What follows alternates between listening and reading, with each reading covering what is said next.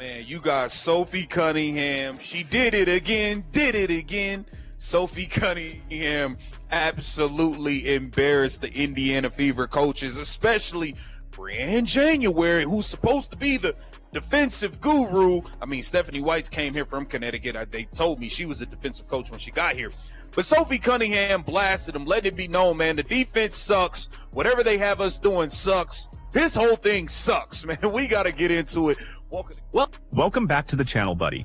Find a seat and brace yourself, because today we are unpacking what could be one of the wildest, most poisonous, and most explosive coaching controversies the WNBA has ever witnessed. The Indiana Fever locker room has reportedly reached a place where repairing the damage may no longer be possible, and the turmoil involving once-in-a-generation superstar Caitlin Clark has allegedly triggered sweeping dismissals near the top of the franchise. Fans were already furious about the way Indiana's staff had been using Clark, but those complaints may have only scratched the surface. In this video, we are taking a close look at reports of a stunning player revolt in which veteran guard Sophie Cunningham supposedly confronted head coach Stephanie White and tore apart the direction of the team. The accusations include deliberately restricting Clark, preventing her from controlling the offense, and allowing White and assistant coach Briann January to create an unbearable atmosphere behind closed doors. And buddy, this story reportedly goes far beyond one heated locker room confrontation. The fallout was described as so severe, and the alleged mistreatment so obvious, that league executives and Fever ownership were said to have intervened and launched a complete organizational purge. Head coach Stephanie White and general manager Amber Cox were reportedly removed from their positions. Stay with this video from beginning to end, because we are examining the alleged betrayal, the retaliation that followed, and the dramatic firing supporters believe may have protected Caitlin Clark's future. Hit the subscribe button, and let's jump straight into this chaos. We got to do that. We don't know what we're doing. Like, what? Let's get into this. You got Briann January. This is Briann January. You see her coming down right here, trying to calm Caitlin Clark and Sophie Cunningham down on the bench. They're just disregarding her. Like, get out of here. Look, you see Sophie say, get out of my way. Get out of my face. Just get out of my face. And this is supposed to be the defensive guru that they're supposed to be listening to. They don't want to listen to no Briann January. I'm sorry. It just is what it is. They don't want to listen to Briann January, and maybe they have a point in not wanting to listen to Briann January. I mean, I think it's that simple. I mean, it is what it is. What has Briann January done? We have to begin with the reported locker room uprising that supposedly caused the entire franchise structure to collapse, buddy. Pressure had been building inside the Indiana Fever organization throughout the season, and the situation was increasingly described as a bomb waiting to explode. Caitlin Clark continued producing elite offensive performances, including a remarkable 32-point outing against the Seattle Storm on July 29 and the fourth triple-double of her career against Portland on August 4, when she finished with 26 points and 10 assists. Yet while Clark was delivering on the court, stories about a widening separation between the players and coaching staff began surfacing. Even then, most people apparently had no idea how ugly the internal conflict had become. That changed when Sophie Cunningham allegedly entered a private team meeting and unleashed everything she had been holding back. According to the circulating reports, Cunningham took direct aim at Stephanie White and assistant coach Briann January, openly challenging their decisions and accusing the staff of failing Clark at nearly every level. She reportedly argued that the coaches had not created the support system, offensive freedom, or development plan required for a player of Clark's extraordinary ability.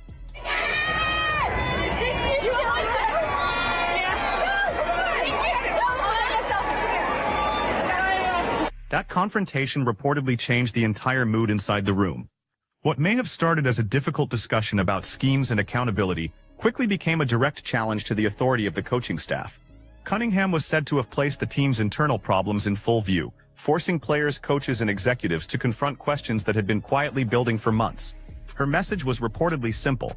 Indiana possessed one of the most dangerous offensive talents in basketball, yet the system was preventing that talent from fully controlling games. Once those concerns were openly voiced, the dispute could no longer be dismissed as ordinary frustration after a difficult performance. It had allegedly become a serious battle over the direction of the franchise, the treatment of its biggest star, and whether the coaches were prioritizing their own authority over the team's ability to win. Yeah, I mean, I thought, we were in foul trouble a lot out here, so we didn't have consistent rotations. We put them to the free throw line. We turned the ball over got him some easy looks. I think we're better offensively and defensively than we were at that point, finding our way. And so, I think we're both different teams than we were at that moment. But all the attention to detail it has got to be there. We got to take care of the ball. We've got to make sure that we're disciplined in our defensive schemes, and we've got to defend without fouling.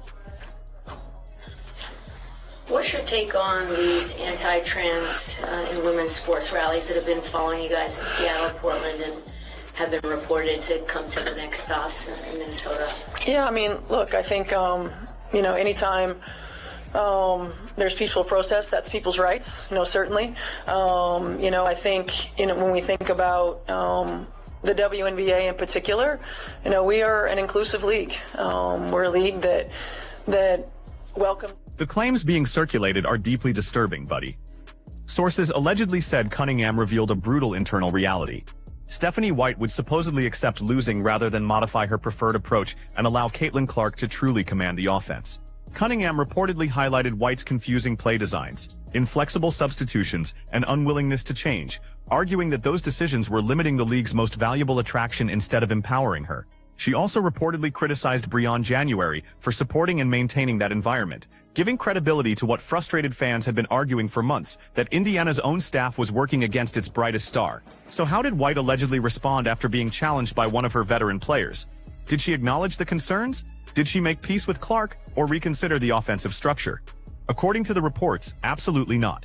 White supposedly reacted with fury and chose retaliation rather than reform. Instead of correcting the system, she allegedly imposed what amounted to a revenge-driven ban. During an intensely emotional confrontation, White reportedly pushed both Clark and Cunningham away from team activities and accused them of causing internal disruption simply because they questioned her control. The atmosphere became so hostile that alleged recordings and leaked accounts described Clark and Cunningham as being shut out of the team's trusted inner circle.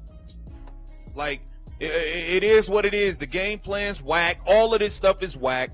Let's see what Stephanie White had to say about it. Addressing slippage, being able to really work, fine-tuning some details, and being able to add some things. Slippage specifically, what do you view as those areas? Well, there's always slippage. Certainly. I think execution defensively, I think execution offensively. Really, when it comes to details, you need reps. And so the opportunity to get reps is going to be important. This lady says a bunch of nothing. Oh, what the details? How about a better game plan from you and Breon January? Aren't y'all supposed to be defensive gurus? Aren't y'all supposed to be defensive gurus, Stephanie White? What is the big holdup on y'all getting the defense together? I don't understand. I'm having a very difficult time understanding Stephanie White.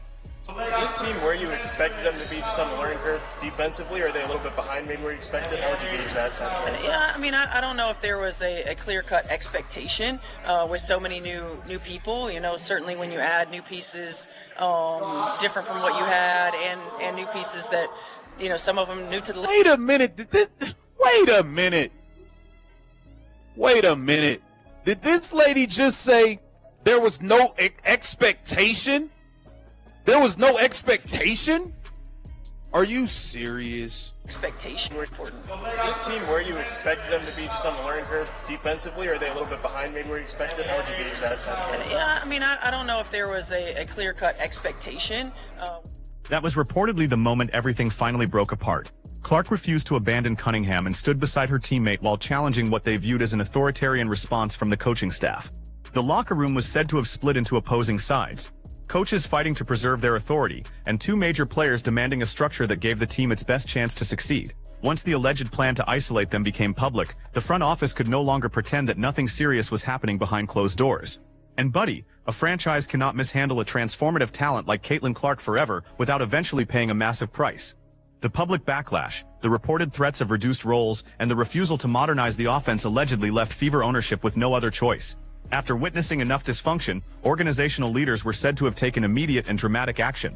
Stephanie White, who previously guided Indiana to the 2015 WNBA Finals, was reportedly dismissed as head coach. The changes did not end there. Amber Cox, who had only arrived as general manager in October 2024, was also reportedly removed from her job as part of the sweeping response. Sometimes we agree to disagree. We're able to have difficult conversations. We're able to support one another, and we're able to still go out and work for a common good. And, I think sport is a leader in that way. I think athletics is a leader in that way. We don't all have to believe the same things in order to pull together, in order to support one another. You know, and in that way, I wish that society was a lot more like athletics. You know, and I think that again, it's the most important thing to me is that we take care of our locker room, and as a league and as a human, from a humanity standpoint, that we welcome everyone.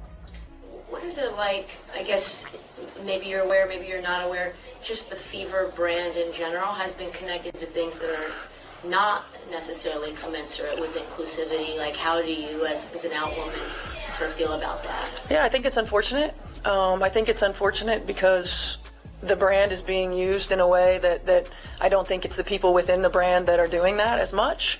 I think that social media has a big influence on that. I think, you know, it's a very challenging time, I would say, when so much of the narrative it gets taken away in an algorithm, so to speak. And then that's what we're discussing, and that's what we're talking about. And it's the nature of the beast of where we are right now with social media and with algorithms and with bots and with all of those things, which is why the interpersonal communication, the connecting, is so important. What's your stance? What is your stance on men or athletes who test as biological male participating in women's sports? What's your personal stance? Yeah, I mean, I don't know that I would say that I'm educated enough from a scientific standpoint. I don't ever believe. Ownership reportedly decided that a partial correction would not be enough, and instead removed both the coach, accused of enforcing the damaging system, and the general manager blamed for allowing the situation to continue. The reported outcome points to one overwhelming conclusion. Stephanie White lost her position because she would not reshape the team around one of the most powerful offensive forces in basketball. Sophie Cunningham, meanwhile, is being portrayed as the player who risked her own comfort and standing inside the locker room to finally bring an end to the coach's control.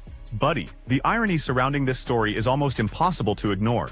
White and Cox allegedly attempted to freeze Caitlin Clark and Sophie Cunningham out of the organization's inner structure, but in the end, they were reportedly the ones who were removed completely. For Fever supporters, this represents an enormous victory and sends a warning throughout the WNBA.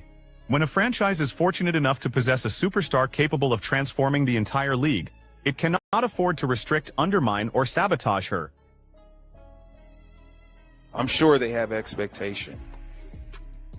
No expectation defensively. There's no expectation. You know, we're just y'all just rolling the ball out there, and you just, hey, switch 1 through 5, no help.